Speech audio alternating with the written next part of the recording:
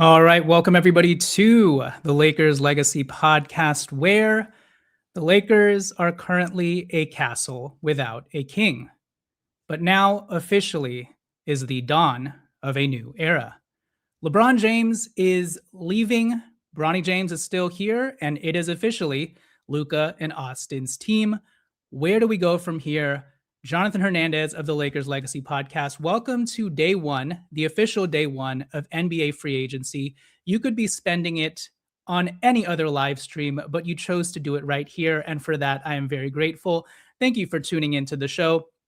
Before we get started, if I could please ask you guys to like this video, start commenting down below who your top targets are right now. And please, most importantly, stop what you're doing, hit subscribe. I would greatly appreciate it if you all did that. Hey, look, so this is going to be as raw and unplugged as a live stream as you'll get. I am doing this kind of in the middle of work. Now, I made sure to get all of my projects done before this, but I may have to step away. I'm going to put my other laptop up here. It's going to be a wild show, folks. But right now, I think I'm in the clear, depending on if I get some sort of like ping from work. But with that said, free agency has started. I'll slowly get into my thoughts on a lot of the things that have happened. Obviously, the LeBron James stuff, there's probably going to be some downtime within this next hour or two. We'll see how long I end up staying on or how long I can stay on. But I guess first and foremost, before, I will hold on. You guys also need to keep me in check. I'm already stuttering. I don't even know where to start. Let me compose myself. I'm going to be looking at like several different screens, probably like you guys, but I do have some things that I want to go over as we roll through. Okay. First of all, LeBron James today, what the breaking news was that he's going to be leaving the Lakers. It's time, in his own words, for him to turn the next chapter. And by all accounts, it seems like both parties, had a very amicable quote unquote breakup. It's a little bittersweet, and it's coming at a very hazy time where I don't think anybody can actually compose themselves. And I don't want to you Googleize LeBron James just yet, but I do want to say thank you for your 8 years of service to the Los Angeles Lakers. This is the most amount of time he's spent with, I want to say, any one team, right? Besides the Cavs, maybe any one team, period. And that's incredible in its own right. And obviously, we wish that things would have ended differently with him and AD winning another championship, but with injuries and the Russell Westbrook thing and then punting, here we are with LeBron James through 8 years, having won one championship with the Lakers. What's funny is that we still have Bronny James on this team. And so we still have this sort of living remnant of LeBron James. And I personally am kind of glad in that respect. I'm kind of glad by that. And now I think it's just funny because I hope that Bronny James is able to win a championship before his father retires. And then he can sort of lord it over Papa James at home and be like, hey, look at my ring. It's an official ring. You just have a bubble ring. Wouldn't that be so hilarious if Bronny James won a Lakers championship and got a Lakers parade before LeBron James does? I think if the Lakers end up winning a championship in the Luka Doncic era and Bronny James is still on the team and has a ring and we actually get a Lakers championship parade, I think LeBron James should still be on one of those buses. Hopefully by then he's retired or whatever. But I don't know. I still feel a certain type of way. The fact that, LeBron James and Anthony Davis never got their Lakers championship parade. All right. Anyways, we have a lot of time to talk about LeBron, but let's get down to business. The Lakers currently are in the midst of free agency, right? I don't think anything has happened yet. I don't know who to follow right now. I'm scrolling X like a junkie, jonesing for news. Okay, so here's where we stand. I know you've probably seen that number floating around X that the Lakers have $52 million in cap space available if you factor in the fact that LeBron's gone, DeAndre Ayton has opted in, Marcus Smart has opted out, renouncing Rui, LeBron, Kennard. That number is correct, but I've done a little bit of finagling to get us some more money because I do think no matter what, the Lakers will waive and stretch Vando. So if we waive and stretch Vando, that's plus $7 million. But factoring in incomplete roster charges, because the Lakers right now only have a roster of 8 players: Luka, Austin, Jake, DeAndre, Cameron Carr, Bronny James, and Adu Thiero. And right now, I'm going to keep Jackson Hayes on the books, his $6.5 million cap hold. So that's 8 players, 4 open roster spots to the 12th minimum that you need to take account for if you're a cap space team. So all of that, in the weeds verbiage out of the way, the Lakers have about $56 million if they waive and stretch Vando. They could open up even more than that if obviously they're able to dump Dalton Connect. And so then you're looking at upwards of $60 million. And the reason why that's important is because obviously the Lakers are going big game hunting, emphasis on big, by cornering the Walker Kessler and Jalen Duren restricted free agency bigs market. Now, we just found out some news that the Pistons, they feel like, have offered Jalen Duren the most amount of money that they feel that they can give him. And even in that respect, if he refuses to take that offer, it sounds like the Pistons are going to match any restricted free agency offer Duren has on the table, and they do not want to help facilitate a sign and trade for Jalen Duren. Now, what else are they supposed to say? But at the same time, they have been, even before all of this smoke came about with Jalen Duren and Walker Kessler literally landed in LAX. He's about to meet with the Lakers and some other teams. Even before all of this news came out, the Pistons have been the most aggressive about, hey, Luka Doncic, don't even think about, whispering sweet nothings into Jalen Duren's ear. So yeah, we'll see where it goes. Right now, it does seem like Walker Kessler may be the most realistic big man that the Lakers can get, most realistic tier A big man. And honestly, the best big men are Jalen Duren and Walker Kessler, 2 restricted free agents. So that makes things a little bit tricky. But the reason why I want to bring their name up is because obviously if the Lakers go the restricted free agency offer route, now hopefully they're able to work some things out with either the Jazz. Right now, it doesn't seem like they can work anything out sign and trade wise with the Pistons.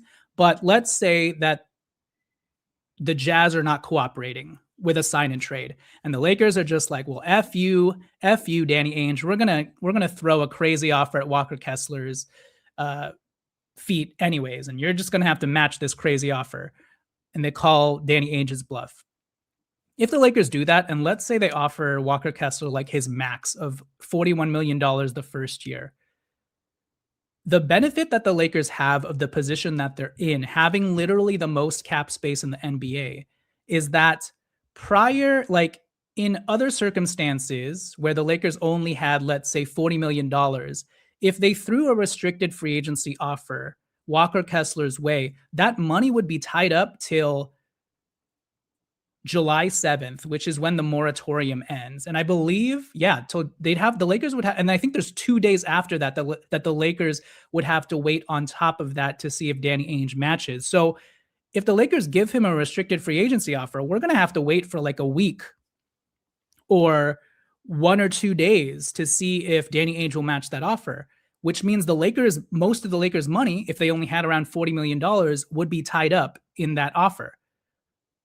The benefit of the situation that the Lakers have placed themselves in, and I know that could be a much more streamlined sentence, is the fact that the Lakers have excess salary cap that they can still go out and use even while their money is tied up in a Walker Kessler restricted free agency offer. And so let me just throw up this tweet here. So this is a tweet from Yazi Goslin. I'll just read it verbatim. The Lakers could potentially sign both Sandro Mamukelashvili and Quentin Grimes, 2 free agents that they've been linked to at the start of free agency, while still preserving $41.25 million in max cap space to give to Walker Kessler. That's if they That's if they decide to give Walker Kessler his max. They would have even more, obviously, if they only offer Walker Kessler like 36 or $37 million. But let's say, worst case nuclear scenario, they give Walker Kessler his max of 41.25 million restricted free agency offer. That money is tied up. Well, the good news is the Lakers will still have excess cap space, especially if you factor in the fact that they can waive and stretch Jared Vanderbilt and open up $7 million more. So, to Yazi's point, the Lakers could go into their surplus cap space of about $11 million, not factoring in the Vando waive and stretch and not factoring in a Dalton Connect, salary dump.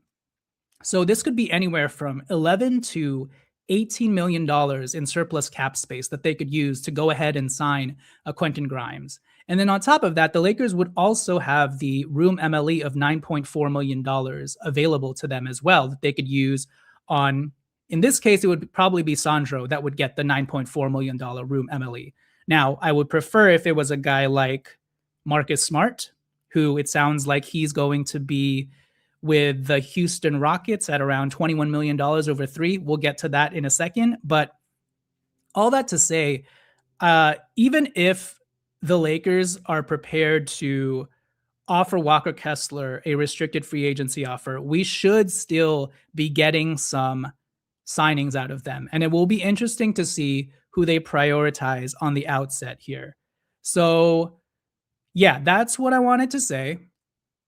If you guys could keep me in the loop on what is going on, because I'm trying to figure out if any signings have happened. X is such a mess when you're scrolling through this these days because your algorithm is just feeding you whatever the heck, and it's not coming in at the exact moment and time that you want it to in real time. And so I really don't know if anything's happening. I'm going to... Sham said anything? Apparently, Walker Kessler has already met with the Lakers. I just saw a tweet pop up on my timeline from some sort of beat reporter. I don't know. See, I don't even know where it went. That's the problem with X. I'm like, dude.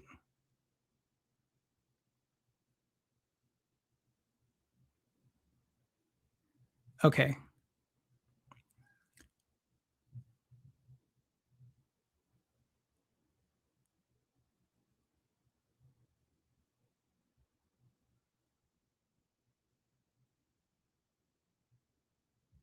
Okay, it doesn't look like anything has happened yet. No new signings around the NBA. So maybe what we should do is we should go over some free agents of note while we wait, shall we? This is why you guys tuned in, because I am prepared to show you some stuff. All right. Let's talk about... Here, let's bring this up. Let's talk about who's on the Lakers' radar and what we have going on free agency-wise. Okay. This is my handy-dandy list of free agency tiers. I kind of section them off into the price ranges that I think these players will make.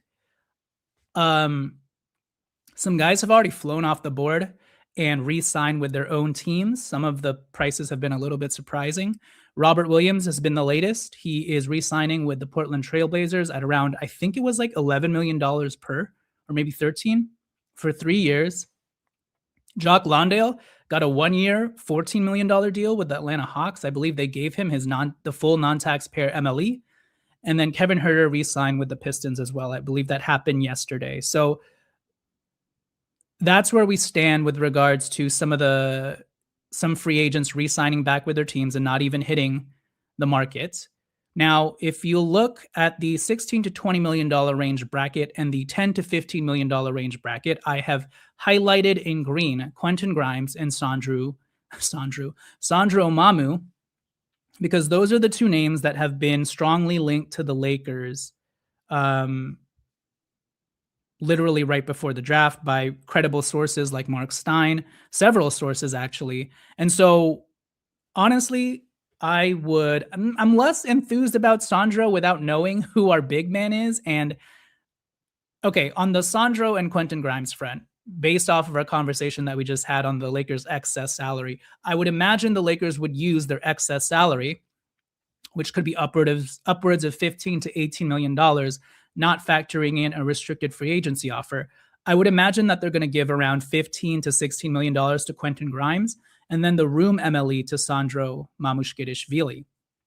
Now, again, I would prefer to see that money given to Marcus Smart, because I think with LeBron James out, the Lakers desperately need a culture setter, a locker room leader, a physical enforcer, and just veteran leadership in general into this new era, because it seems like the Lakers are going to get young no matter what everywhere else.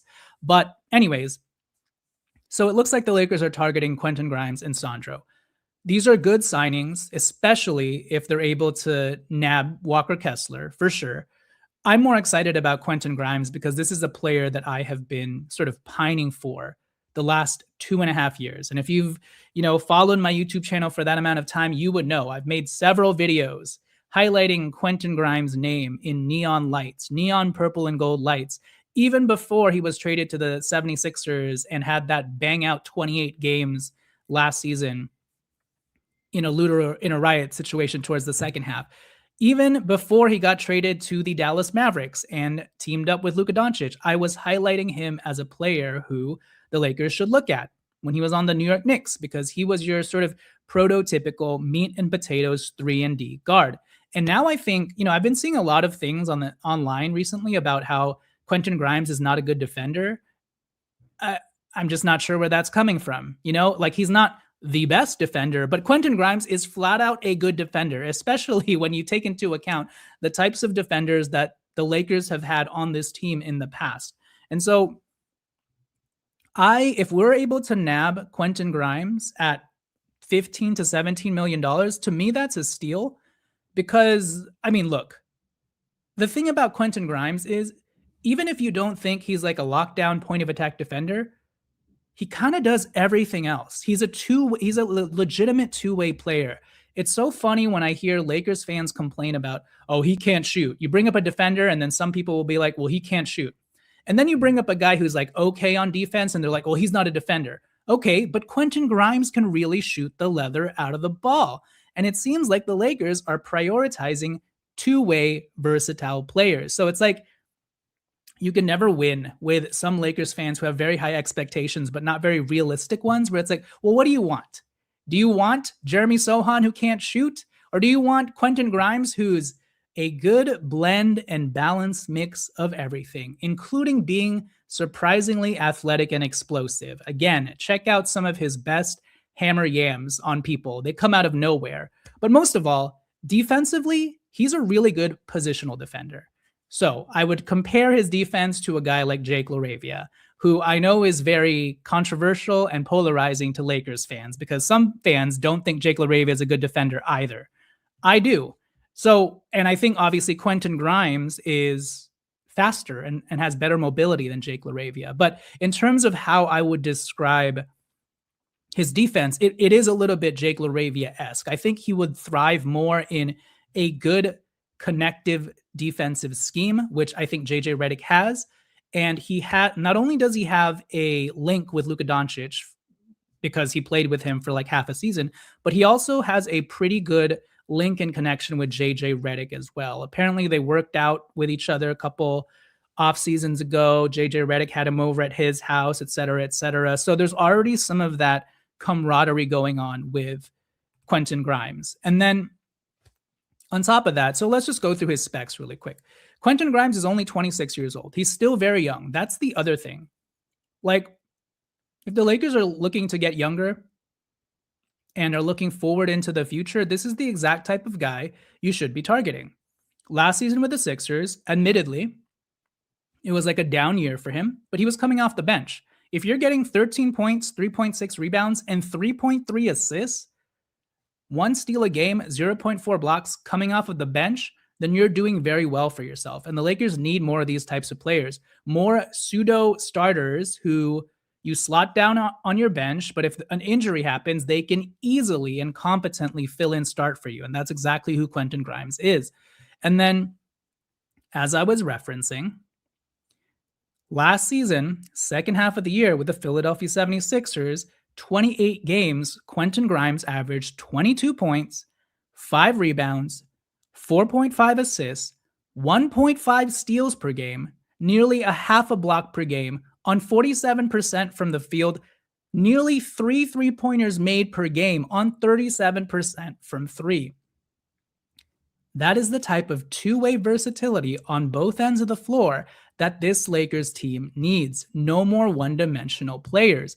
And I think his playmaking is being severely slept on. Now, it's not anything generational. He's not like Magic Johnson out there. But the fact that this dude can primary and secondary create with the ball in his hands is a huge tool, especially if we're going to lose Marcus Smart. And so I am not sure why some Lakers fans are poo-pooing a potential Quentin Grimes signing.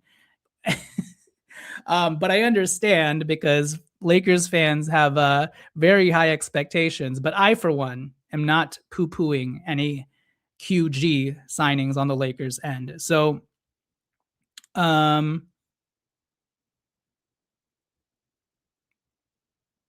so that's where we stand with Quentin Grimes. I think it's a fine signing. Sandro Mamu, and hold on, guys, I just got to check something. Now, when it comes to Sandro, he's a guy that I've highlighted in the past who's been, very interesting as a Moneyball target. And then as the year went on and as he continued to just be play super well for the Raptors, it became very clear that he wasn't going to be someone who would, slip under the radar and only cost like $5 million this offseason. Now it seems like Sandro wants like $10 million, right? So Sandro, let's just go through his specs really quickly. Sandro's 27 years old. He's not that old, actually, right on Luka and Austin's timeline. 6'9", 240 pounds. Last season with the Raptors on just the veteran minimum, 11.2 points, 5 rebounds, 2 assists, 0.8 steals, 0.5 blocks per game. He did this all in 21 minutes off the bench, which is very impressive. 52% from the field, 38.9% from 3.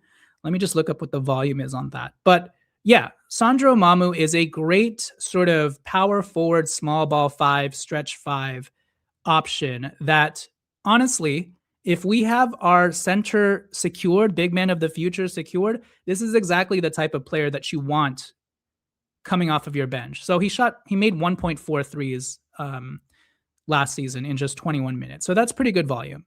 Now, if you remember, Sandro started his career off with the Milwaukee Bucks, and then he had a really good end of season 2022-23 year with the San Antonio Spurs, where he put up like 11 points, 7 rebounds, 2.4 assists. Also was knocking down 3-pointers. I know this because I picked him up in fantasy basketball, and I was like, who's this Sandro Mamu ASDKF? But yeah, now he's come back around, proven that wasn't a fluke, did it for a full season, and now it looks like the Lakers are keying in on him. And again, he's the type of guy that I think is the perfect spacing look off of your bench. He's not really like a rim protector by any means. And in fact, that's why I keep saying he's more of like a power forward-ish player than I think he's a center. But if you're thinking about like a Maxi Kleber in his prime replacement, that's what I see in Mamu. I don't think he's as good a defender as Maxi Kleber was when Maxi Kleber was in his prime, but he does provide you that like Bobby Portis, Naz Reid type spacing. And so, yes, Sandro Mamu would be great, and there's some upside there because he's still a little bit young. So if you told me that the first thing we do in free agency is sign Sandro and Quentin Grimes, that's great. And we're going to be waiting on what happens with a Walker Kessler potential offer sheet, then I'd be perfectly fine with that and actually semi-excited. Now, what happens if we don't get Walker Kessler? I don't know what we're going to do from there. I'm not that enthused with, a Mitchell Robinson signing. So, okay, so let me pull this up. Here are my free agents of note right now that the Lakers will likely be looking at in addition to, the restricted free agents. We're 25 minutes in, and the first news we get is DeAndre Jordan has agreed to a deal with the New Orleans Pelicans. Okay, not what we were looking for. Oh, Ousmane Dieng has agreed to a 3-year deal to return to the Milwaukee Bucks. So cross Ousmane Dieng off this list, although I was right on point with how much he'd be making. 3 years, $17.5 million deal to return to the Bucks. So yeah, $5 to $7 million per year. Our first news of the day is an Ousmane Dieng and DeAndre Jordan signing. Well, too bad. No money balling for the Lakers with Ousmane Dieng. So those are our first two signings. Exciting. I'm wondering why we haven't gotten the Marcus Smart news yet, because that seemed like it was a done deal. And so now I'm wondering if the Lakers are going to counter offer that $7 million sheet. And so let me bring that up real quick. If you guys haven't seen it, a Dallas-based beat reporter reported that there's already deal terms for a potential Marcus Smart offer sheet or a contract, which, is hilarious because you can only talk with your own free agents before today. But clearly we already have a number. But yeah, apparently the Rockets and Marcus Smart are expected to work out a deal in the 3-year, $21 million range to reunite him with head coach Ime Udoka. Now, when I saw that number, I was like, wait, what? 3 years, $21 million? The Lakers can't give him the room MLE of $9 million per? 3 years is nothing. We've had to endure 3 years of Gabe Vincent at $11 million. And you're telling me we can't give Marcus Smart 3 years, $27 million? And so, yeah, I was a little bit perplexed by this contract rumor. And now we'll see, because LeBron James has sort of made it official that he's not returning, if the Lakers decide to try and re-engage Marcus Smart to return at slightly higher. So we'll see. But yeah, I would hate to lose Marcus Smart. I think the one thing that this current Lakers team lacks, especially now that LeBron James is gone, and I think I said it at the top, is just we need those culture setters. We need those vibe setters. We need veterans. Luka's great, but Luka and Austin, like from a personality standpoint, not to make the pun, but they're kind of vanilla and boring. And I'm gonna miss LeBron James coming out there pre-warmups or during warmups with the ball in his hands, tossing it in the air, and then everybody catching it, and then trotting back. Like, that was such a fun pre-game warm-up routine. Or when AD was still here, when the Lakers would do like the whole football setup, line up at the line of scrimmage setup, like who's gonna be the guys who sort of lift the morale of this team and bring guys together, et cetera, et cetera. I think we're gonna need guys like that. And so I would love to have Marcus Smart back, and I hope the Lakers try to sort of re-engage him with that room MLE, but we'll see. I could understand too if Marcus Smart just, Marcus Smart just decided that, one, the state taxes in Texas are much better or much cheaper than in California. He wants to reunite with Ime Udoka. I would just like to see that the Lakers offered him a similar contract or more. And if Marcus Smart rejected that, then fine. That's his prerogative. That's his personal decision. Especially with LeBron out, maybe he seems like he's the elder statesman on the team and he doesn't have time for that. So I'd understand that, but I would at least like to see the Lakers try and match this deal. And if he still refuses or whatever, then that's fine. So that's where I stand on the Marcus Smart stuff.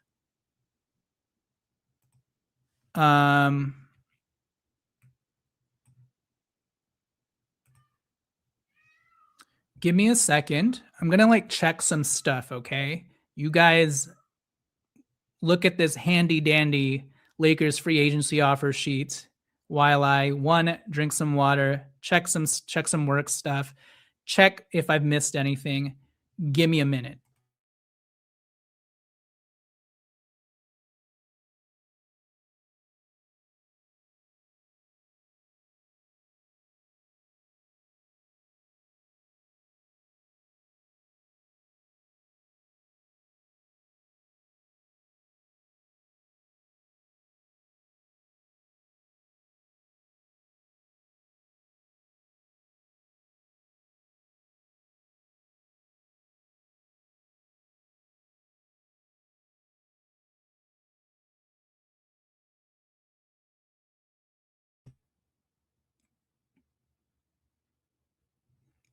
All right.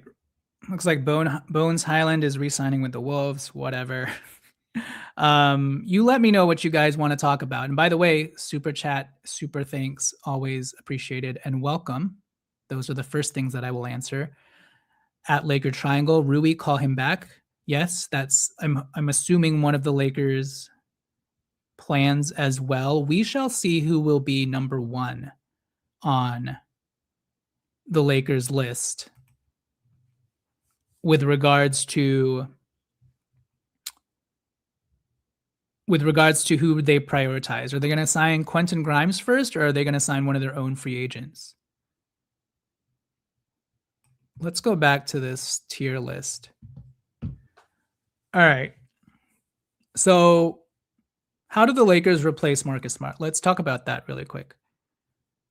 Quentin Grimes doesn't really replace Marcus Smart, although he does give us a better sort of two-way option off the bench who can play defense, handle the rock, score, but most importantly, he helps space the floor for Luka and Austin. And the Lakers need to continue to amp up their shooting and spacing.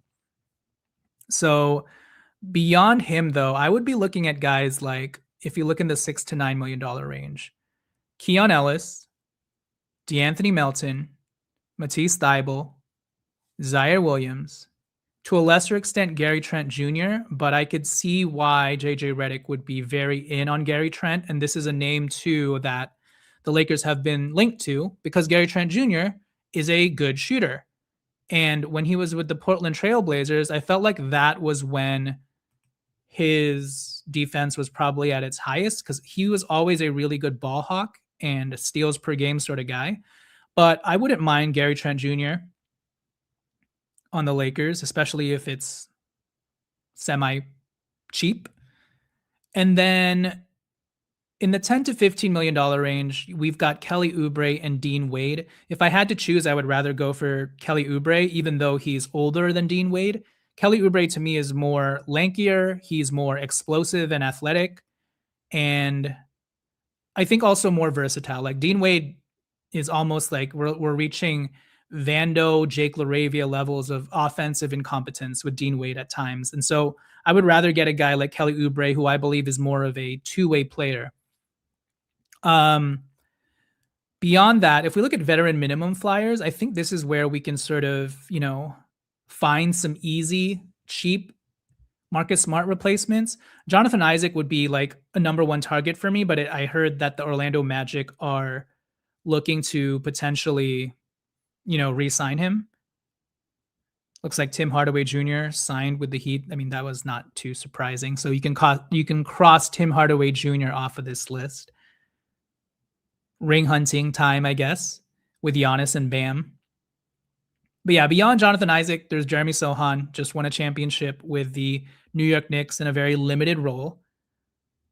But he's a player who, especially if we waive and stretch Vando, which I anticipate Vando won't be on the roster moving forward, Jeremy Sohan is a better Vando. I know people like to say, oh, it's just another Vando. No, he's not. He can finish at the rim. He can dunk the ball. He can handle the rock and play make. Has Vando ever averaged 11 points a game? No. Jeremy Sohan has. Has Vando ever hit I think Sohan has a year where he hit 50 to 73s. Has he ever done that? No. Sohan has. So Jeremy Sohan, especially at 6'8", 6'9", would not mind as an end of the bench sort of defender. But Javonte Green, I think, is the guy to look at when it comes to bargain bin guys. Javonte Green and Bruce Brown. I think, and Bruce Brown may actually make more than the veteran minimum, so maybe put him in the $6 to $9 million range. But yeah, if Marcus Smart is gone, I mean, the easiest proxy for him leaving is honestly Bruce Brown. So Kirk Hamilton, 1615, right? Zaire Williams could be the budget Peyton Watson. Yeah, I agree with you. He could also be sort of like a budget Cam Reddish or like a richer man's Cam Reddish who's, you know, a little more in check. And honestly, I know people feel a certain way about Cam Reddish, but Cam Reddish actually helped this team when he was playing. Like if you remember that play-in championship that we won, Cam Reddish had his best game as a Laker in that game, like locking down this player and that, et cetera, et cetera. And both two different coaches had to start Cam Reddish at one point to save their Novembers. So keep that in mind when it comes to Cam Reddish. If we can just get a player who's a little bit more consistent and has a little bit more offensive utility and can knock down a 3-point shot better than Cam Reddish, then I think we're, starting to cook. So yeah, besides Bruce Brown, you've got Jayshawn Tate and Josh Okogie. Obviously, both Houston Rockets last year. It would be funny if like the Houston Rockets get Marcus Smart and we're like, all right, we'll take Jayshawn Tate and Josh Okogie. And if you've been following this channel, you would know my high affinity for a player like Jayshawn Tate because he's just a bulldog and he literally can play positions shooting guard like 2 through 4. That's how bulldoggy of a bulldog he is, He hasn't played real rotation minutes in a second because the Houston Rockets have just been stacked at that position, but he's only like 30, 31. And I think it's time for Jayshawn Tate to potentially play meaningful basketball. Although actually on the Lakers, like ideally he would still also be a 13th man / break glass in case of emergency type player. But yeah, if we're looking at Moneyball flyers, since Ousmane Dieng is no longer on the table, I mean, end of bench guys, I would look at Jonathan Mogbo and Ryan Rupert. And I would still take a chance on a guy like Jet Howard, who has shooting capabilities and I think would be a perfect JJ Redick sort of, guy to gravitate towards. Man, free agency is kind of a bust. I did this last year and it was kind of the same thing. Like I think an hour in, we were like, oh yeah, Jake LaRavia. Okay. And obviously back then I and a lot of people were a lot more high on Jake LaRavia, but his recency bias of his playoffs and his second half of the year have vastly tempered expectations on Jake in the box. But he is going to be an expiring contract and it will be make or break time for him this year. So there's still hope yet for Jake LaRavia, Mr. Who is number 12. What else do we want to talk about? So yeah, Jonathan Kuminga, he seems like the Lakers plan B, plan C if things fall apart. I do wonder where the Lakers stand on their Rui Hachimura, Jonathan Kuminga valuation. I'm honestly not sure about the tear down, strip things to the studs plan that may be going on here. I would like the Lakers to establish some sort of continuity, which is why I'm trying to push for Marcus Smart coming back. And it seems like Luka and JJ Redick value shooting so much. So if I had to guess, I think they would still value Rui over Jonathan Kuminga. So remains to be seen what happens on that front. But now that LeBron's gone, and we'll have to figure out how the money shakes out here, but now that LeBron's gone,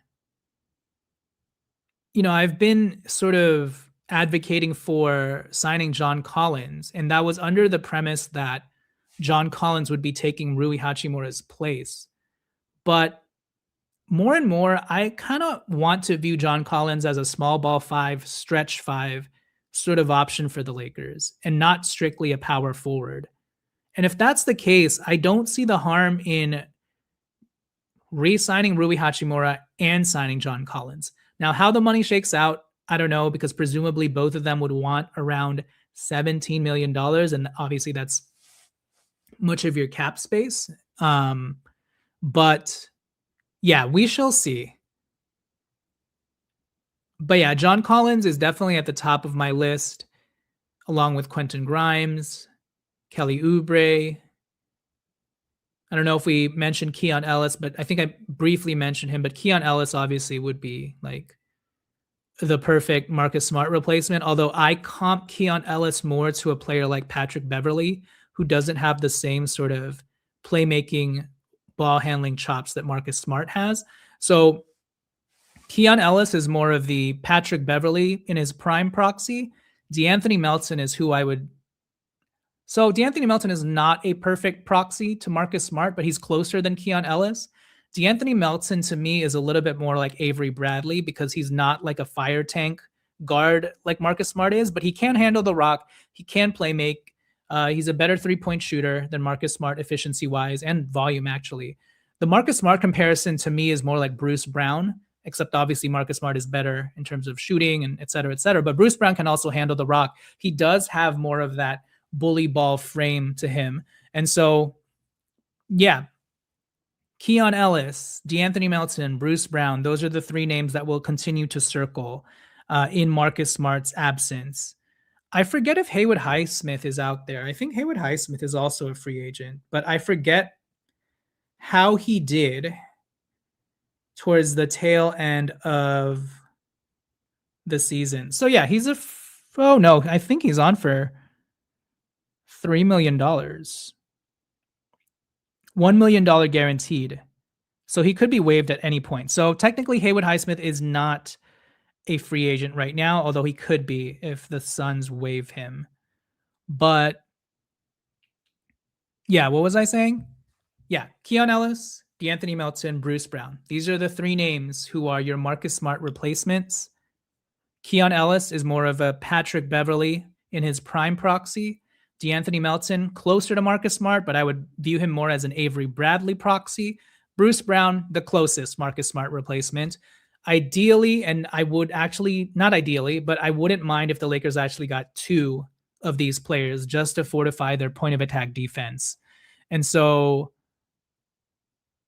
we'll see where they go and how much these players will cost. Pinty 23. How about Ochai Agbaji and Amir Coffey? Would not mind Ochai. He's athletic and he's built like a slab of rock, like an Adonis. But honestly, I've been off Ochai for a while now just because when I watch him play, I'm like, this dude is tiny. I don't know what people are saying about him being 6'5". This dude looks like he's 6'3.5" because when I watched him play against the Lakers, I'm like, Luke Kennard is taller than this dude, you know? And so that's why I've kind of been a little bit off on Ochai Agbaji. I know he had a good year with the Raptors, but then he had a down year last season and didn't shoot as well from 3-point land. And he is a good sort of positional physical defender. But again, I don't like the fact that he's tiny. And he doesn't look tiny because he's so like buff and he's kind of long, but he's like shorter than Luke Kennard. So I would rather try and get, someone, if we're going to go with someone who's that small, I would rather get a tried and true defensively top tier defender like a Bruce Brown or a DeAnthony Melton, Keon Ellis. Ochai Agbaji I think is okay defensively, but I don't think he's like lockdown style of defense. I would be more in on Ochai Agbaji if we found out that he was at legitimately 6'6", 6'7" wing size, but this dude is small. So that's what I'll say about Ochai. Man, have we really not gotten any news yet? Let me change things up here in terms of our viewing. Man, things are like moving along like a slog.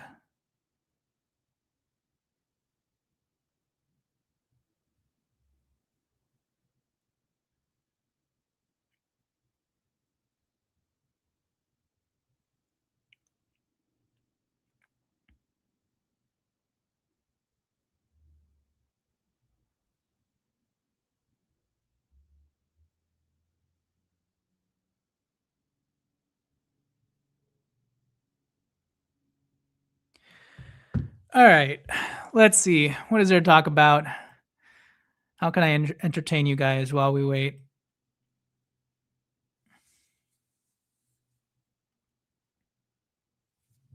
maybe I can draft up some.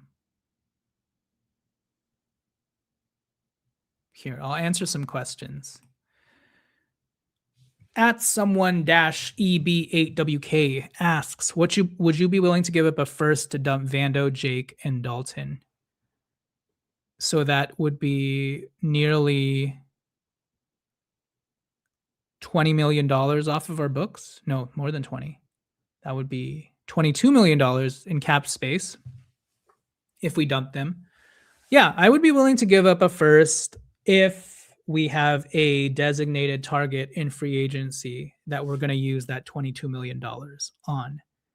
Now, ideally, we're using that first to dump Dalton and Vando and potentially Jake. We're using that first to also bring back a player who can actually help. So, a good example that I've used in the past is the New Orleans Pelicans, and people are saying it in the comments. If we can give the New Orleans Pelicans a first and we dump all of these players onto them, at the very least, I would want like Yves Missy and Carlo Matkovic, who they opted into his like $2.3 million club option. But hopefully you'd be getting Herb Jones back in that deal as well, while also dumping some unwanted salary and offsetting some of the salary coming back. So that is where I would be okay trading a first to quote unquote dump these guys. In terms of just like a straight dump where we're trading a 2031 first to just get rid of $22 million off our books, I would be less enthused by that. But if you showed me the free agent that we were using that money on, I may be able to be convinced to be like, okay, maybe it's worth the first, because it's almost like trading a first round pick to get this player, if that makes any sense. So would you guys trade a first for John Collins? That's sort of like the calculus that you'd be working with if you decided to just use a first to dump all of these players onto one team. And I think only the Chicago Bulls or the Brooklyn Nets can do this at current. So there's not a lot of teams that can actually absorb that much salary.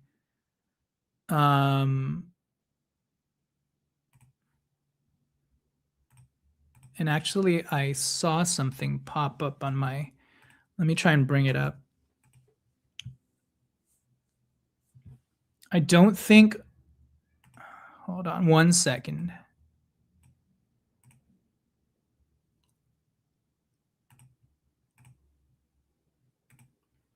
So if you guys are looking for teams with cap space who would be willing to take on Vando and Jake and whatever, I saw this pop up on ESPN. So the Lakers actually have the most cap space. And then it's the Nets, who still apparently have $40 million, and then the Bulls at $30 million. So if we were to dump $22 million, these are the two teams to do it with, because they could, in one fell swoop, absorb Vando, Jake, and Dalton. But to some people's point, just Vando and Dalton will probably do, freeing up $16 million.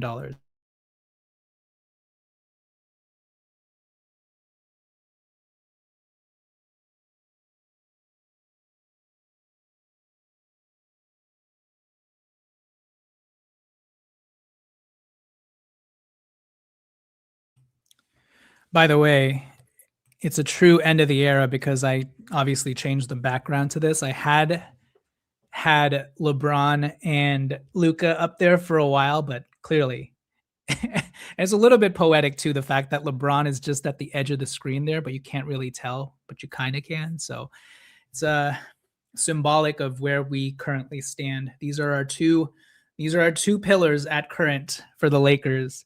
Now, who are we bringing alongside them is the question.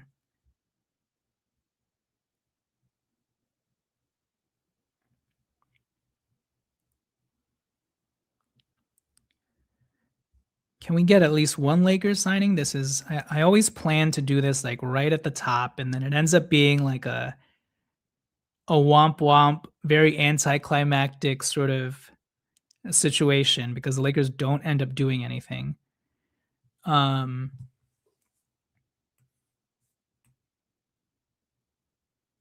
Let's see. let me put this up and see if we can finagle some numbers here. All right, so if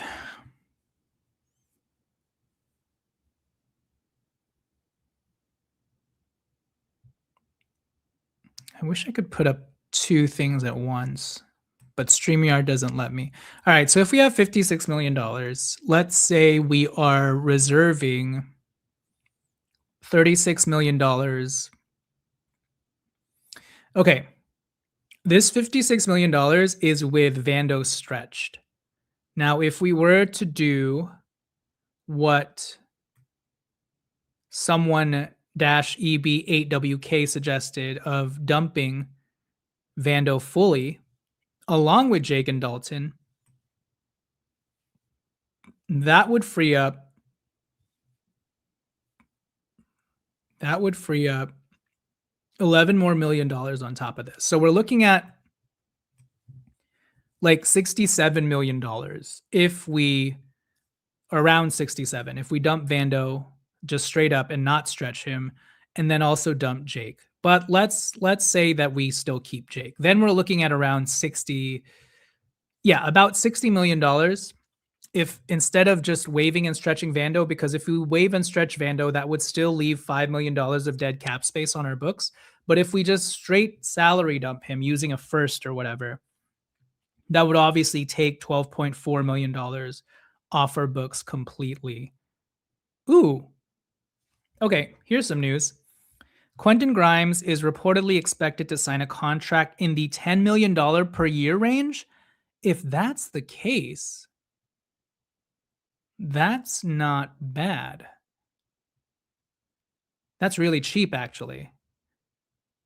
Hey, if the Lakers can get Quentin Grimes for essentially the room MLE, then I think we can really cook. That would be very interesting. What was I saying?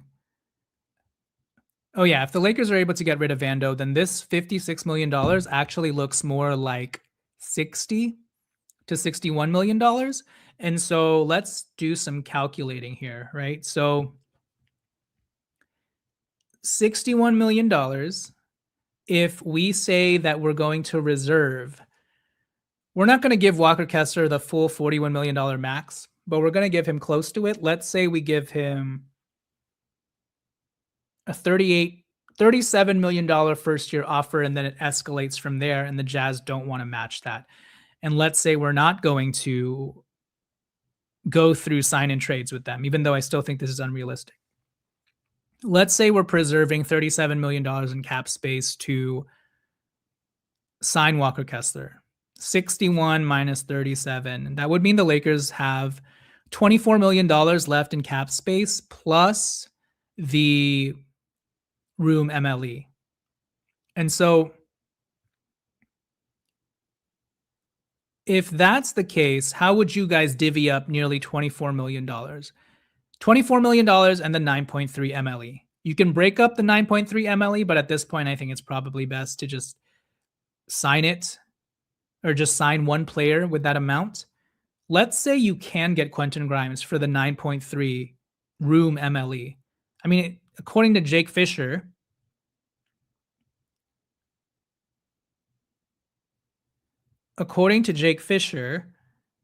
Quentin Grimes is only looking at $10 million per year. Could the Lakers actually convince him to come for that amount? And if so, that's pretty much the room MLE. So then what would you do with the remaining $24 million? Could you re-sign Rui at 17, and then that leaves you with $7 million? And then with that 7, could you convince Kelly Oubre or Mamu to come on board? So let me show you what that would look like. I mean, that seems kind of unrealistic to me, honestly, but I'm just trying to like finagle the numbers based off of this new report that Quentin Grimes is willing to take a $10 million per year offer. According to Kelly Iko, Yahoo Sports reporter, the Lakers plan to meet with Kelly Oubre. So that's good news. So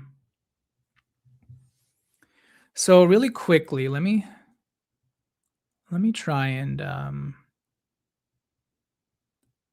finagle something while you guys just look at this cap sheet. Here, I'll change the viewing up a little bit. Boom.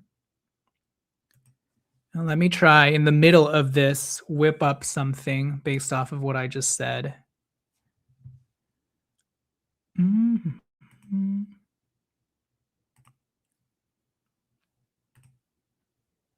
Hold on, let me mute myself, or otherwise you're going to hear all this clicking.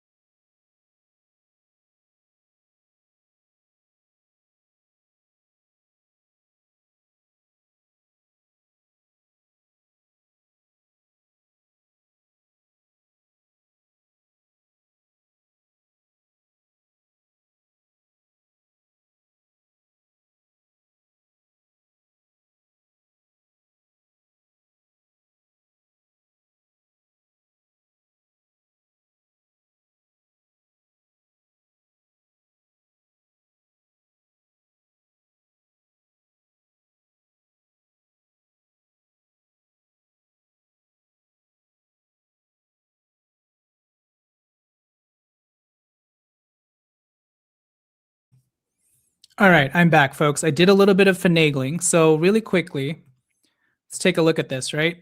So let's say the Lakers, instead of this $56 million scenario where we've waived and stretched Jared Vanderbilt, let's say the Lakers do find a trade partner for a Vando straight dump, $12.4 million off of our books, Connect dumped off of our books. If we do that, then this number would change to around $61 million, including the 9.3 room MLE. Now, again, with the free agency thing hanging in the balance here, we will need to, regardless of whether we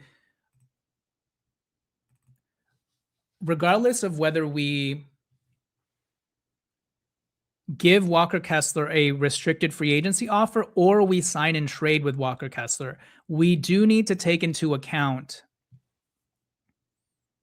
we will need to reserve money for him.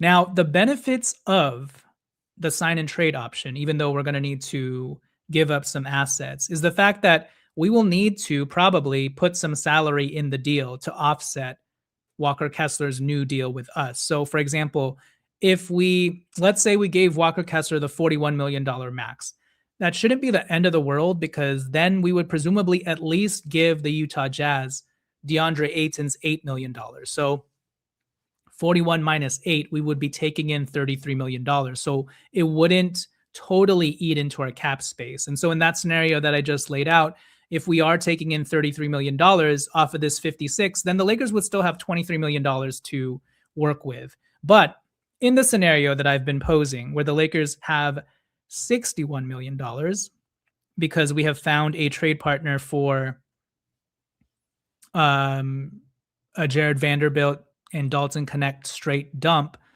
what can the Lakers do? So here's what I'm thinking. 61. Let me make sure that this is okay here. Okay. So this is I whipped this up really quickly. I'm not saying this is realistic, but let's say we want to do a combination of bringing Rui back and look, this Quentin Grimes number, I'm just going off of the recent report that he's willing to take $10 million a year. If you're willing to take $10 million a year, then you should take the room MLE, because that number is going to be more than $10 million on your second year. So it'll depend on, I think, maybe the number of years. But this is a scenario, if the Lakers have $61 million with Jared Vanderbilt and Dalton Connect dumped, this is how I would divvy things up. And this number would actually be bigger if, let's say, the Lakers were able to enact a sign and trade with the Utah Jazz and were able to give the Jazz DeAndre Ayton. So if we were able to give them DeAndre Ayton, if we're signing and trading for Walker Kessler at a $37 million first-year deal, then you could add $8 million to this number, and you're looking at nearly $69 million. And then this scenario kind of looks a little bit more realistic, where you can give Quentin Grimes, I don't know, instead of Keon Ellis, could we also get Kelly Oubre? You know, Kelly Oubre and Rui Hachimura, that might be a little bit redundant, but yeah, this is kind of what I sort of concocted. If we're looking at $61 million, you're reserving $37 million for Walker Kessler. Rui Hachimura, if you don't like Rui, you can swap him out for like John Collins. That wouldn't be a bad, get as well. And then $7 million, who do you give that to? I don't know. Keon Ellis, Gary Trent Jr., DeAnthony Melton. I've said it in the past, but I would actually prefer DeAnthony Melton to Keon Ellis. He's only 2 years older, actually. And then Quentin Grimes, if he's really willing to take only $10 million, then he should just take the room MLE. And maybe Luka Doncic and JJ Redick can do some recruiting and promise him that he'll have a big role, and maybe all that combined can equal to, him taking a slightly lesser deal. But it is encouraging that he's willing to potentially only take $10 million. Really quickly, let's talk about DeAnthony Melton, because former USC product, I have compared him in this show to Avery Bradley, because I think he's the same sort of frame and size as Avery Bradley. I think he is also kind of as versatile as Avery Bradley. If the Lakers lose Marcus Smart, I think DeAnthony Melton would be one of the priorities, or one of the guards that the Lakers should make their priority. All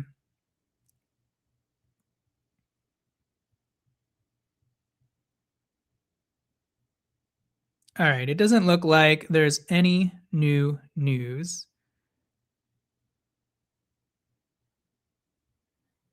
Yeah, some of the stuff I'm seeing on Quentin Grimes on X is just way off. I don't know what people are talking about. I think there is like this collective echo chamber that happens on X, where one person says Quentin Grimes is not a good defender, and then everybody runs with it. Take it from the guy who has been asking for Quentin Grimes since he was a New York Knick. That dude is a perfectly fine, good in all caps defender, especially considering the types of defenders that we've had on this team. I'm not sure what people are talking about.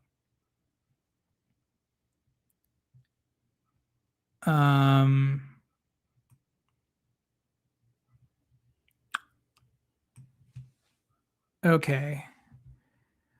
Let me just pop this up again. You guys can finagle this however way you want to. I am kind of confused that the Lakers have not done anything considering they do. But again, actually, I'm not confused. The Lakers have a lot of things that they're a lot of plates that they're currently juggling. So it does make sense that we haven't heard anything because I'm sure they're juggling. One, they just met with Walker Kessler. Who knows if they're meeting with Jalen Duren right now? They are juggling, weighing, completely tearing down their roster and trying to figure out whether they retain some of their own guys because Marcus Smart has not yet signed with the Houston Rockets. Rui Hachimura, obviously, even though he's gaining interest with the San Antonio Spurs, has not signed with anybody. I mean, honestly, literally nobody has signed with anybody outside of like the few spatterings of news that we've gotten from DeAndre Jordan, Bones Highland, and Ousmane Dieng.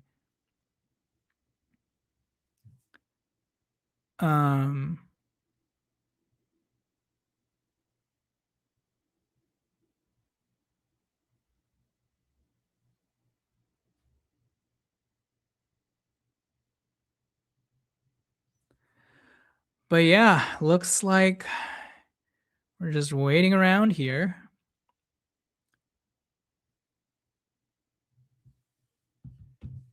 I think this might be a more exciting show if I do it tomorrow, like at night. So may call it in a couple of minutes if nothing happens here. Let me try and rejigger this. Let's see. If we don't want Rui, let's do this build.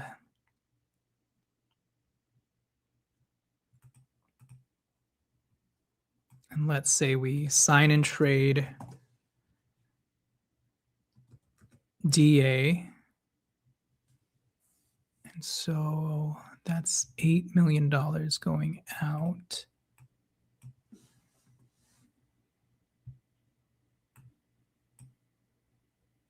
That'll be 54.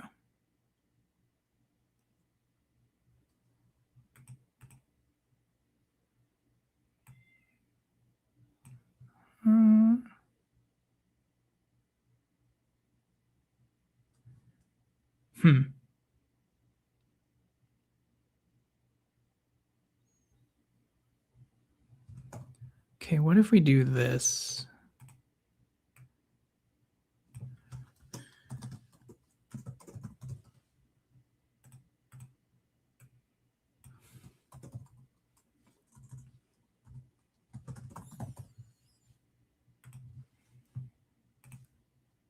And by the way, we haven't really talked about trades, but the Lakers could potentially also just be in on trades. So right now we're kind of focused purely on free agency signings and the money that they have, but obviously some of that money could go to outside of the sign and trade situation with Walker Kessler. The Lakers could also just trade for somebody, absorb them into their cap space. You know, we brought up Herb Jones and Yves Missy, but that could easily be for better or for worse, Miles Turner. I know people don't want to hear that, but Miles Turner, who makes $23 million.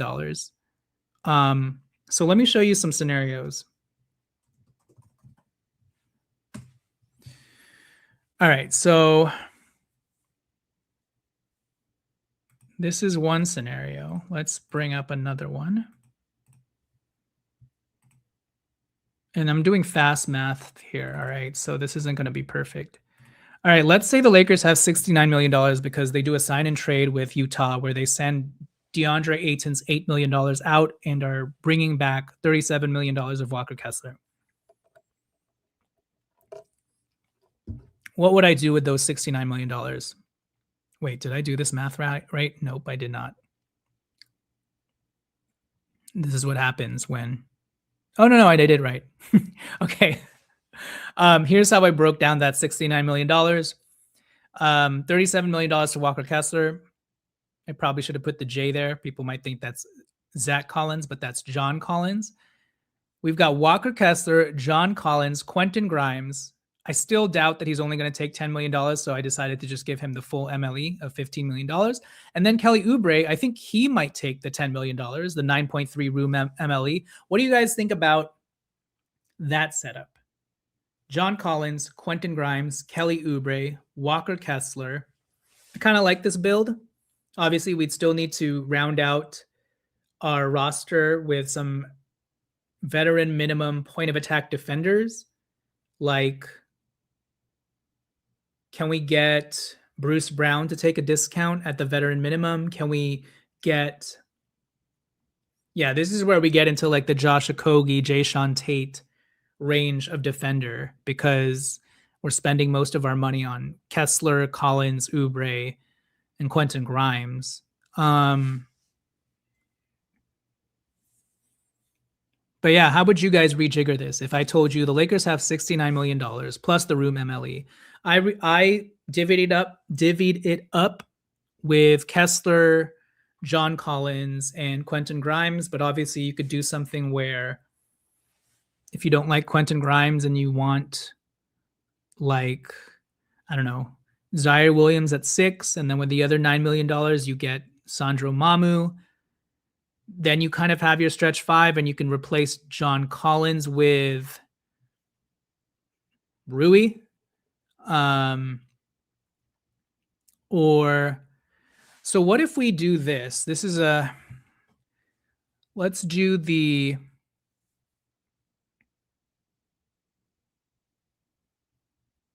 Let me bring up my other build from a couple of days ago. Hang tight.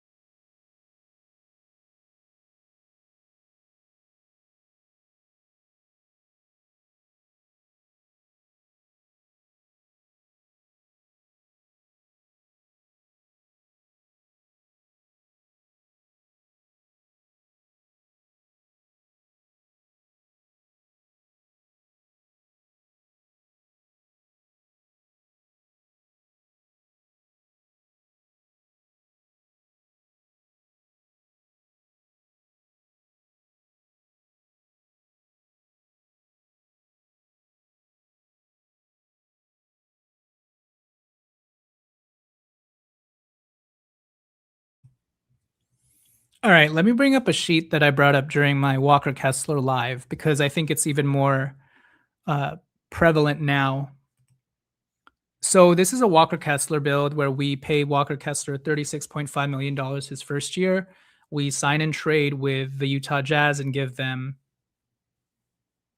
DeAndre Ayton.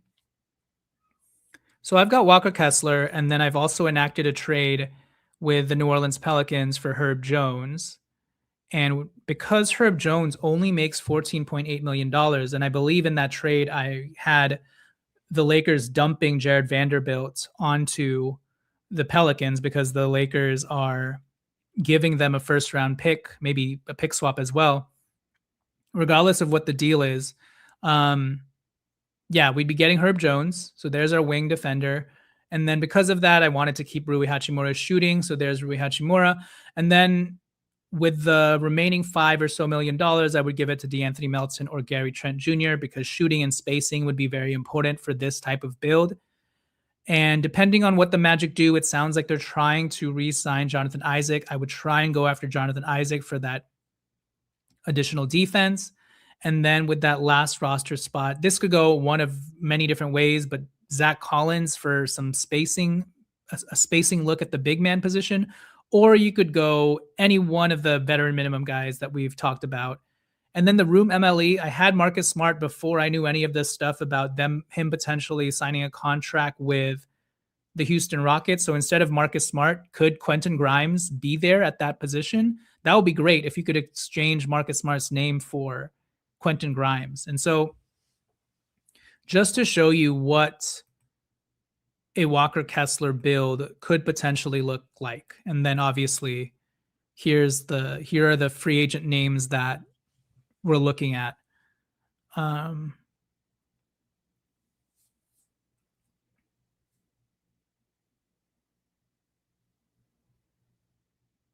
I realized I didn't put Matisse Thybulle into any of these. He's another name that, you know, is a very JJ Redick sort of player.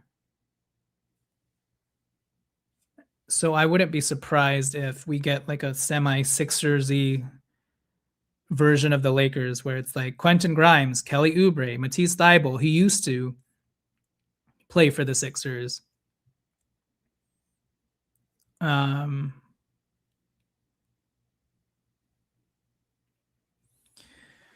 Now we're hearing that Jake L. Fisher that Jalen Duren apparently reportedly wants to go to the Celtics. So that's interesting. But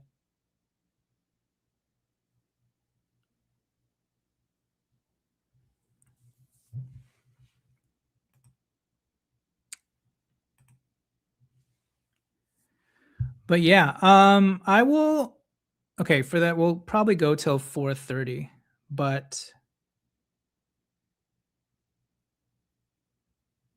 if you guys have any questions, I'm opening up to that. If you guys have any this or that, like who would I rather get, feel free to also throw that in the chat as I try and figure out whether anything is going to pop up at the end here.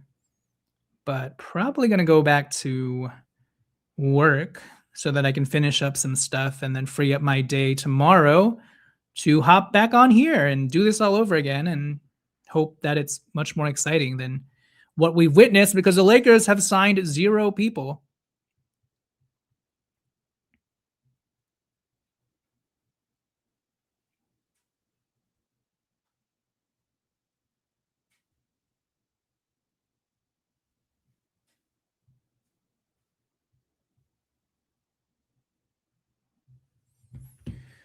Maybe I can do one thing. Let me prep one thing for you guys. Hold on, please. I should probably put some like elevator music on here.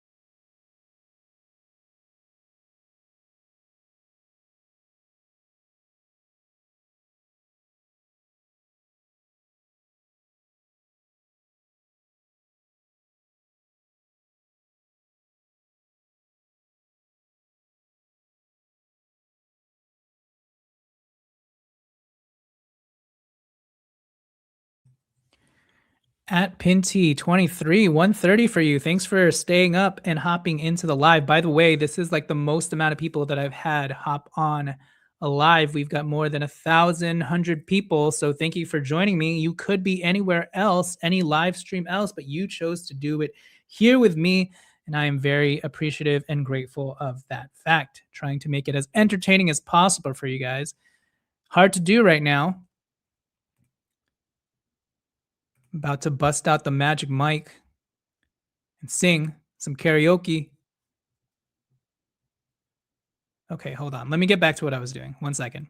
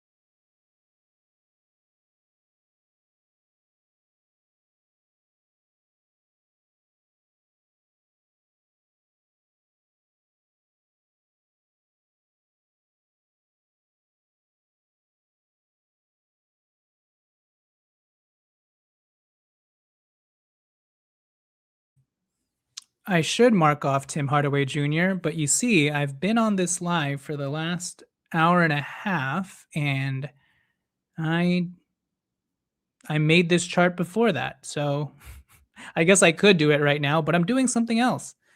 So mark it off in your head for now. Mark Tim Hardaway Jr. off.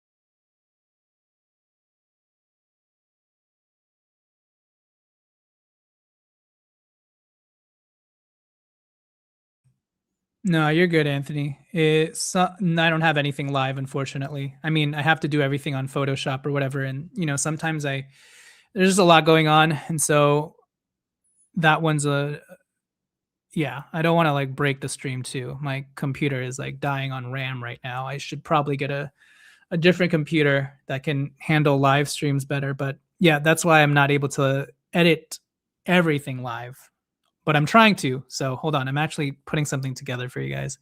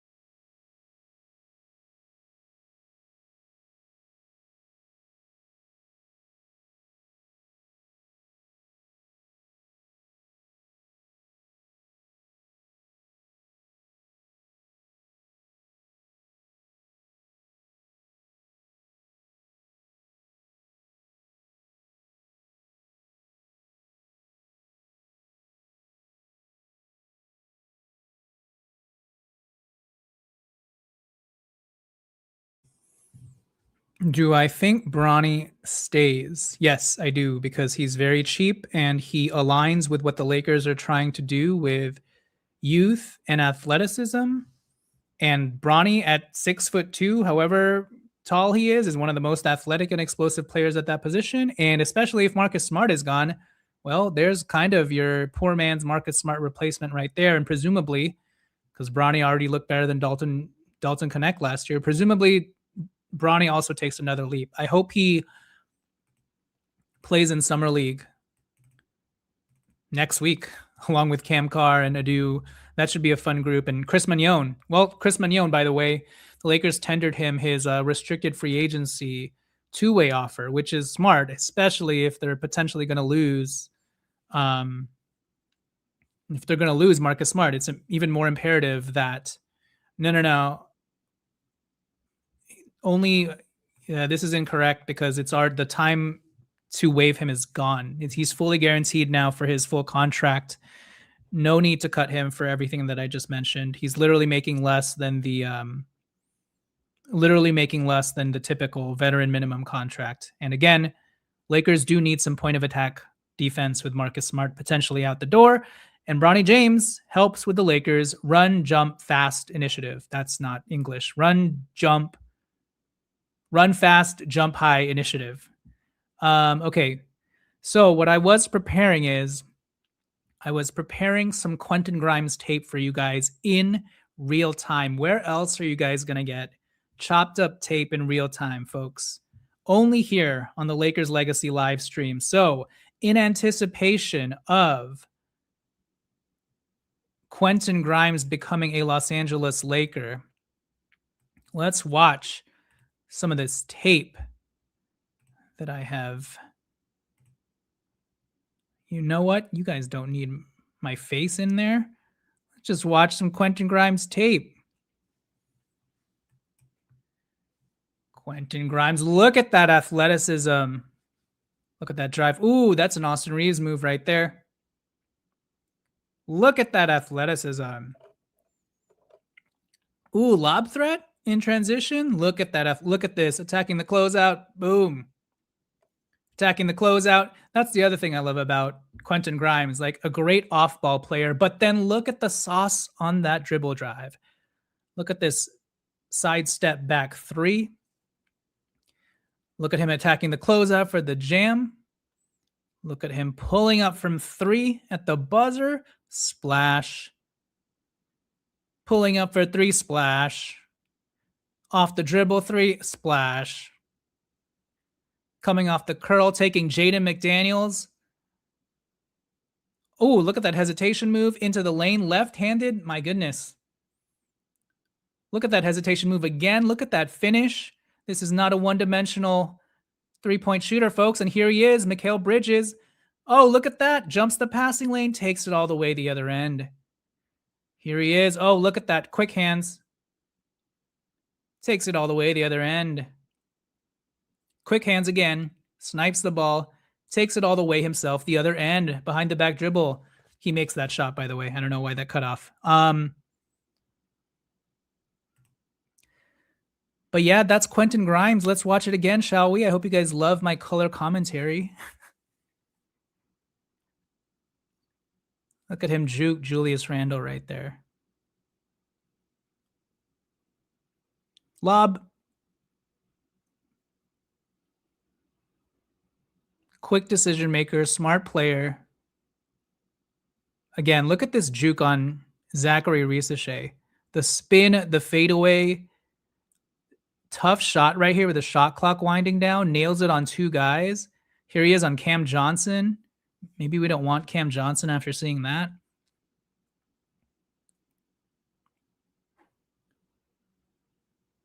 Yeah, this dude is just a premier knockdown shooter. On Jaden McDaniels, not scared to just fire that ish up.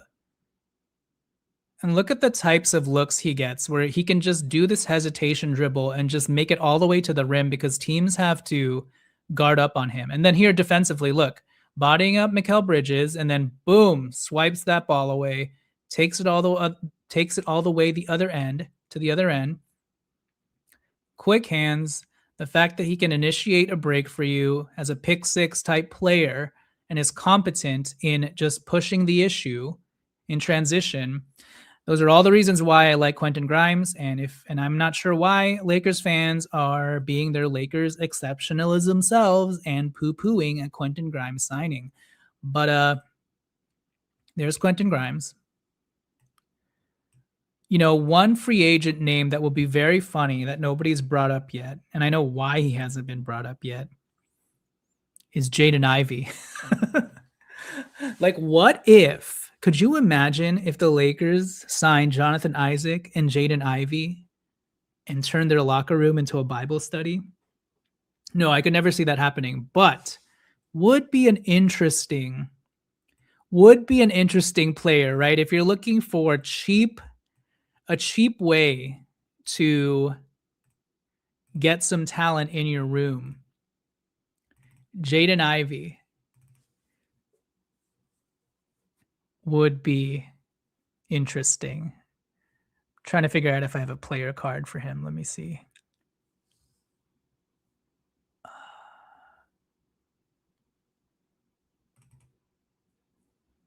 I do.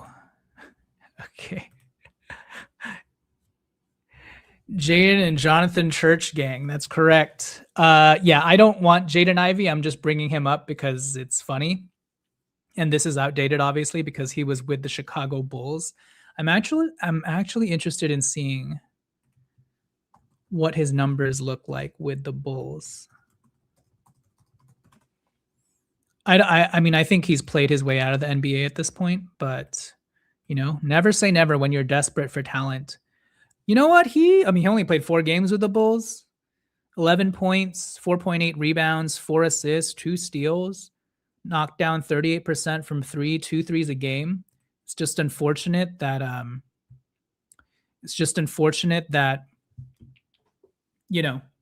he kind of gone off the deep end. All right, let me address this comment real quick. I'm going to hold on.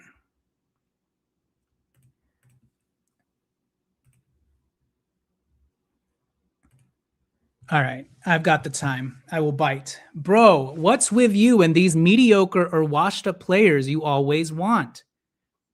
Gary Trent Jr.? Really? You're going to go there again? Bro, who do you think the Lakers are? How much money do you think they're working with? I like to leave no stone unturned. I like to Moneyball watch. Why do you guys always bipolarize these players into either they're all-stars or they're actually just washed up and useless? Do you actually think Gary Trent Jr. is washed up and useless? Let's look up Gary Trent Jr.'s numbers. I think Lakers fans sometimes, and I'm not trying to single you out, Donnie, but honestly, like, who do you think I think Gary Trent Jr. is? Do you think he's going to be Defensive Player of the Year, or do you think that I think Gary Trent Jr. is going to be a bench player, the 9th or 10th man, making $5 million? Because that's who I viewed Gary Trent Jr. is. I don't know why some of you think that I'm viewing Gary Trent Jr. as the answer to all answers and an all-star. He's not. These are called marginal tertiary players for a reason. So if you're asking me why do I always go for washed up players? If you actually think Gary Trent Jr. is washed up, then yes, we have a very different valuation on some of these players, because Gary Trent Jr. is not washed up. In fact, Gary Trent Jr. is still only 27 years old. He is actually very still. He is actually still very young. And he had a tertiary role on the Bucks last season in a very lost season. Still shot 36% from 3, 8 points. I mean, you can't really even look at these numbers, right? Let's look at Gary Trent Jr.'s overall stat line. You guys just want all all-stars on your team for some reason, with like no perspective on how much people cost. And if Gary Trent Jr. is washed up, then why was he still averaging 11 points, shooting 41% from 3 and 2.4 3-pointers made per game last season with the Bucks in a much more competitive situation? If you think Gary Trent Jr. is washed off of those stats, I don't know what to tell you, bro. So that's why all these mediocre or washed up players. That's why I want all of these mediocre and washed up players. What was I going to do?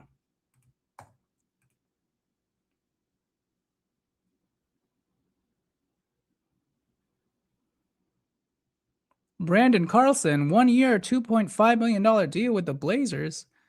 Cool. Exciting.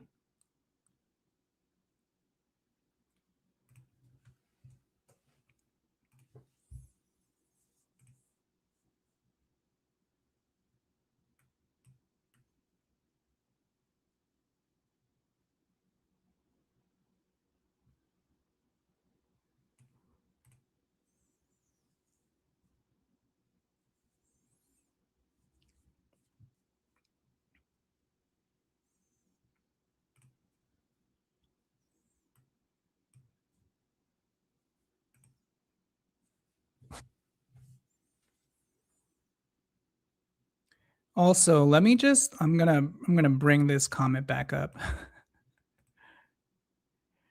Bro, what is with you and these mediocre or washed up players you always want? I will show you why you shouldn't count out these mediocre / washed up players.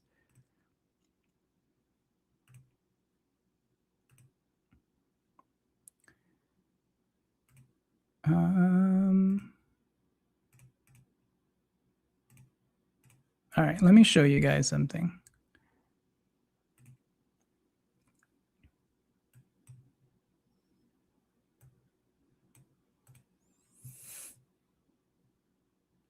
I'll show you. All right, so not to toot my own horn, but I'm going to toot my own horn when it comes to, you know, leaving no stone unturned with these mediocre washed up players. Let's take a look, shall we? August 6, 2021. If the Lakers are looking for an emergency big with fresh legs, 23-year-old Isaiah Hartenstein would be one of my top picks. 7 foot tall, 7'2" wingspan, versatile skill set. He could be our Zubac redemption story. Guess what Isaiah Hartenstein was doing back in 2021? Nobody knew who he was. Everybody thought he was washed up. At that point, he was still with the Cleveland Cavaliers or the Denver Nuggets. This dude had not played a single relevant game. So if I was online back then in 2021 doing these live streams, you probably would have said, who the hell is Isaiah Hartenstein? Why do you keep caring about these washed up, mediocre players? Guess what happened to Isaiah Hartenstein shortly after this? Clippers signed him, brought him onto their training camp team. He popped off so much so that they couldn't retain him. The New York Knicks signed Isaiah Hartenstein. He popped off even more. Now he's a world champion with the OKC Thunder. So if you're wondering, why do you keep talking about these mediocre players? All right, let's do another example, shall we? Okay.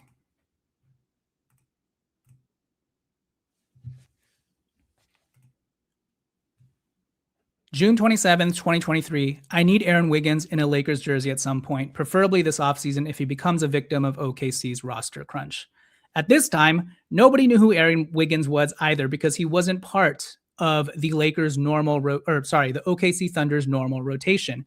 If I had been live streaming back in 2023, you probably would have said, who the hell is Aaron Wiggins? Did you mean to say Andrew Wiggins? Because I like him. No, I was talking about Aaron Wiggins, the dude who was only playing like 10 to 15 minutes off of OKC Thunder's bench, because I actually watched his tape.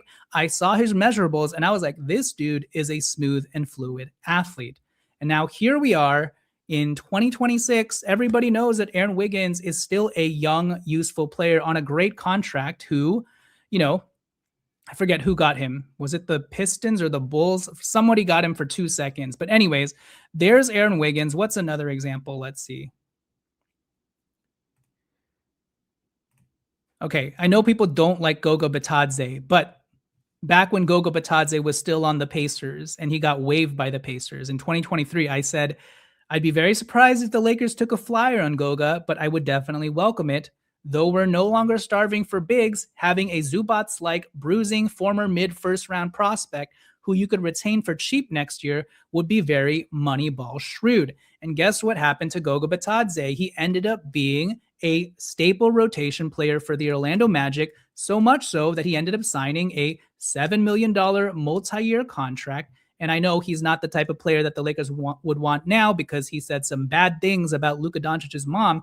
But all this to say, this is why you should never poo-poo washed up mediocre players, because it could just be the situation that they're in that's causing them to look washed up to the naked eye.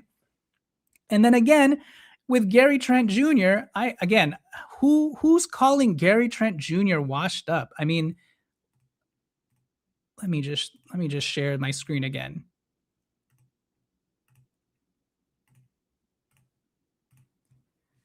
How is Gary Trent Jr. washed up when just last season the dude is knocking down? What's a good view? How are we going to call Gary Trent Jr. washed up when last season he shot 41.6% from three and knocked down 2.4 threes made per game? The season before that, 39% from three, 2.5 threes a game, one steal in his heyday, 1.6 steals per game, 1.7 steals per game. This is not like we're talking about 5 years ago, folks. This is like last year. Yes, last season he had a down year, still shot 36% from three, knocking down 1.9 threes a game. And again, Gary Trent Jr. is 27 years old. So again, I'm not trying to necessarily like gang up on you at Donnie Shine, but bro, let's have some perspective on the types of players that I'm trying to bring up, because I'm not saying give this player a max contract. I'm not saying I view this player as a all-star. I'm saying this dude could be helpful, especially at the right price point. And the fact that you called Gary Trent Jr. mediocre and washed up already kind of tells me everything I need to know about, I guess your viewpoint on things. But anyways, all that to say, that's why I look at washed up mediocre players, because I don't think they're washed up and mediocre. And I personally, honestly, feel like I have the track record to, and it's done me well to do the leave no stone unturned sort of thing when it comes to evaluating prospects, because sometimes it's just all about a situation and opportunity change, as we've seen time and time again. If a player is not performing the way that you want them to perform, okay, let me bring up this. I don't know if I like that. I don't know if I like what I just saw.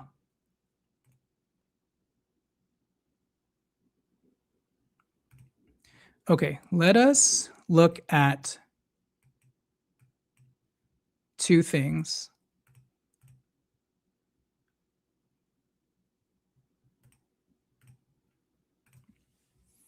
And then I think I'm going to call it.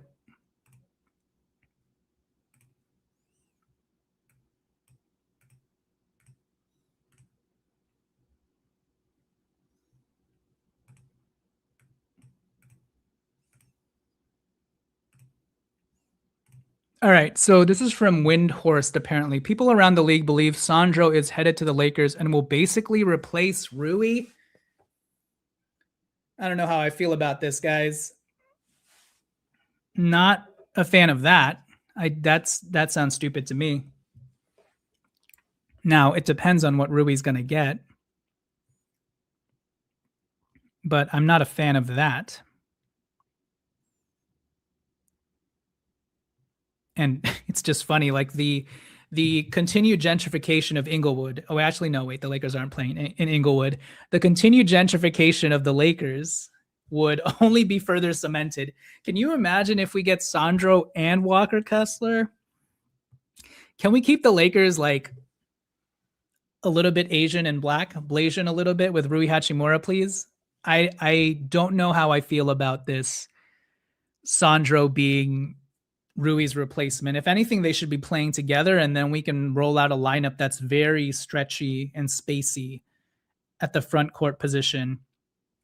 So I don't like that necessarily. Let's see. There's another thing here. Okay. So Walker Kessler holds multiple offers in the mid to high $30 million range annually after meeting with a couple of teams. If I had to guess, Walker Kessler, the Lakers are probably offering Walker Kessler $36 million, $37 million. And in a sign and trade, they would potentially give DeAndre Ayton to the Jazz to offset some of that money. So that's not the view we want, is it?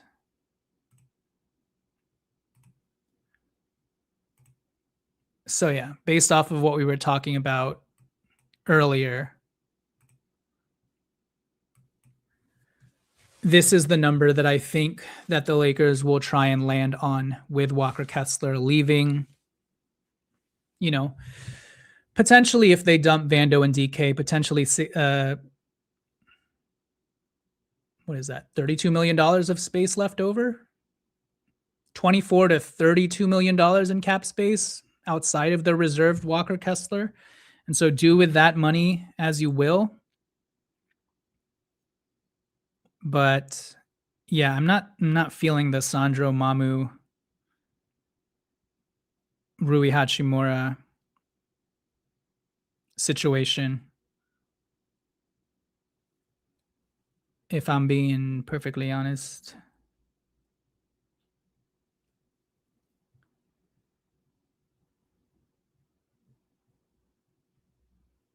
All right.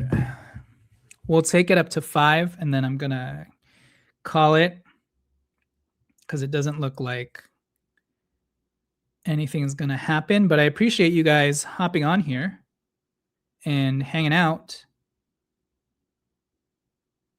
I wish it was a little bit more exciting, but I hope that my interactive slides and other digital paraphernalia helped keep it somewhat entertaining, and the numbers and all that jazz.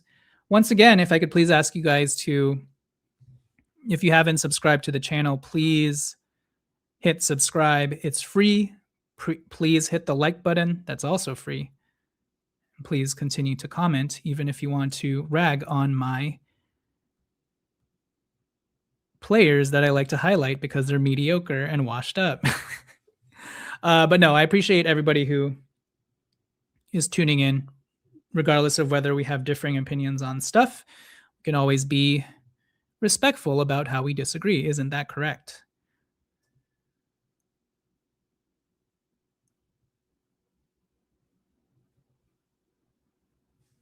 All right. I don't know if we're going to get anything in these last 11 minutes, but I do know that if I pop off of this stream, something's going to break, and all of a sudden we're going to get Walker Kessler or something, and you're not going to get my live reaction because that's the way life works. Let's see. If you guys have any other questions, last 10 minutes, pop them in the chat. You can do this or that.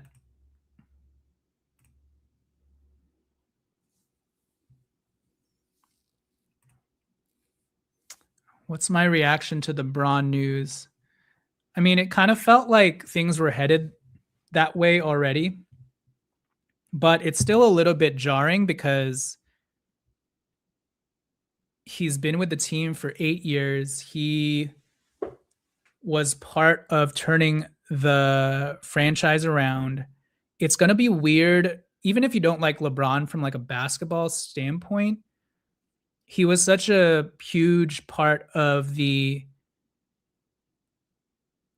culture of whatever team he's been a part of because he's such a fun-loving guy who liked to, bring the team together, made guys feel comfortable. But at the same time, when you saw him in the playoffs, you saw him lock in. I think that's what I appreciate about LeBron James. I know with Kobe, only later in his life did we get to see more of the lighter, fun-loving version of Kobe. But LeBron has always kind of had both yin and yang to him, where it's like when he needs to lock in, he locks in. But at the same time, he's always been such a fun-loving jokester at heart. And I appreciated that he always knew how to bring a locker room together, band dudes together, especially when Kobe passed away. He was the one who sort of held up that mantle and, spoke on Kobe Bryant's behalf, led the team literally through the darkness of not only the NBA season that year, but the darkness of the pandemic, coming back to the bubble, winning the championship with AD. I think I'll always be appreciative of LeBron for that. And for myself, like a lot of Lakers fans, I was not a LeBron James fan. When he was with the Miami Heat, especially when he joined the Miami Heat, like I ragged on that dude so hard because I was like, this dude is such a front runner. I can't believe he went to the Heat to join Dwayne Wade and Chris Bosh. I was all in on those jokes back then in like 2011 when it was like, man, I can't even say the joke anymore. I don't remember how it goes, but something about like LeBron James, what does LeBron James do with $1? He can only get you 3/4 because he doesn't show up in the fourth quarter. Clearly, I botched that joke up, but that was kind of like the through line of that joke. So I was in on all of the LeBron bashing back in, 2011 or whatever. But ever since LeBron James became a Laker and through each and every year, the fact that he's stayed a Laker, regardless of the ups and downs, like I just grew to embrace him. How can you not after 8 years? Like to me, it's I mean, you can fan however way you want to fan, and I'm not going to. It's your prerogative to continue to hate LeBron and not like his personality, whatever.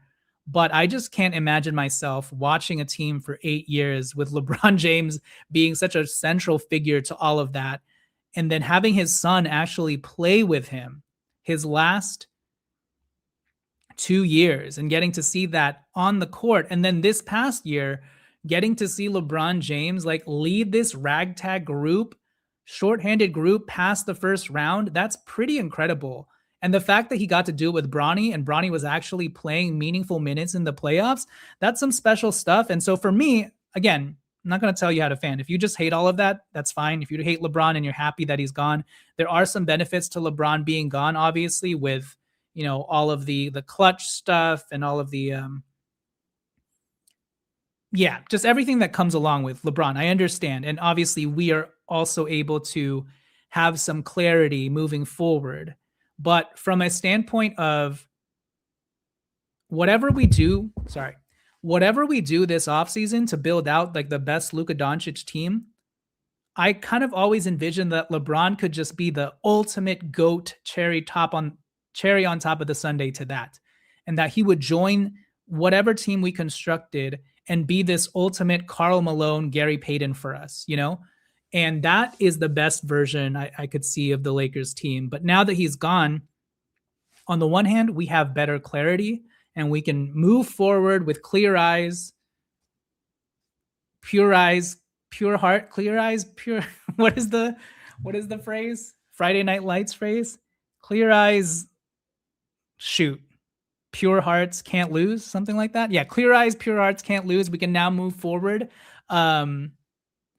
But at the same time, it is sad because, again, LeBron did so much for the locker room, so much to just like bring dudes together. Like Rui Hachimura grew a lot because of LeBron and his hard ribbing. I know he was tough on Rui on the court, but off the court, like they were pretty much mentor sensei to Padawan. I'm screwing all these phrases up, but I know Rui credits a lot of his development to LeBron James, as does Austin Reeves. And yeah, it's an end of an era. It's bittersweet for sure. But the thing that I'll miss the most is just the way that he was able to bring the locker room together. Again, I'm gonna miss like when AD was here, they did like the football stuff during warmups. Last season they had the toss it up into the air and then LeBron catches it and everybody like waits for him to pick it up or to catch it.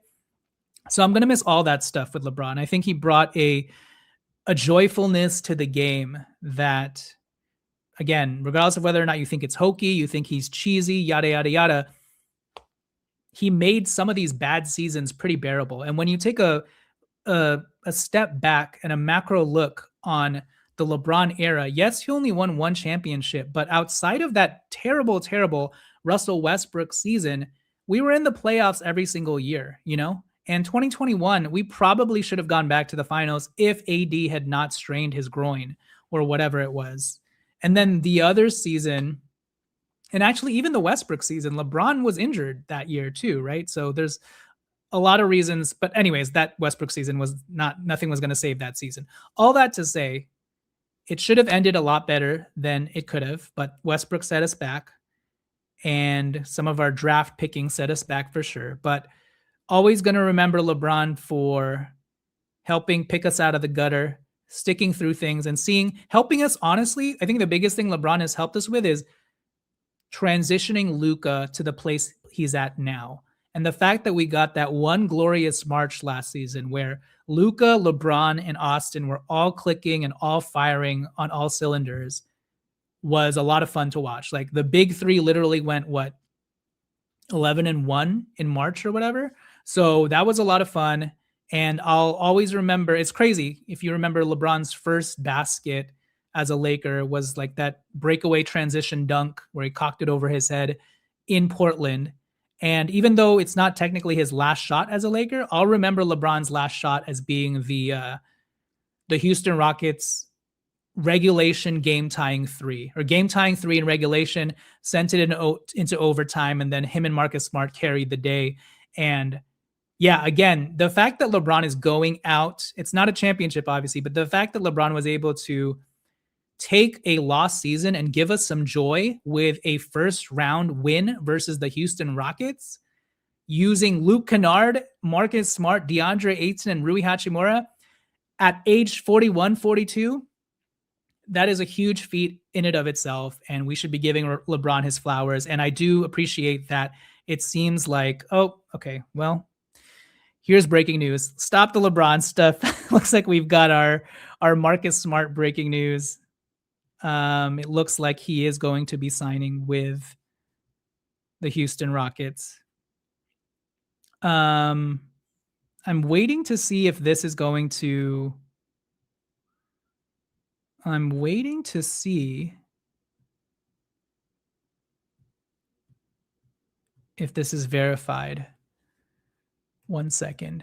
But it's sounding like Marcus Smart may be a Rocket. I mean, we kind of already knew this, but it's sounding like it's like official. I'm just trying to verify. Okay, let's see. Yeah, I don't know if I can go with this reporter's report, but I'm not even going to put it up. But at Rob Murrows apparently says free agent guard Marcus Smart intends to sign a deal with the Houston Rockets. I mean, that doesn't tell us anything new, and I will wait for further confirmation on that.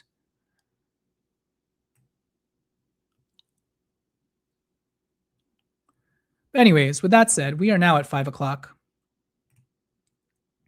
And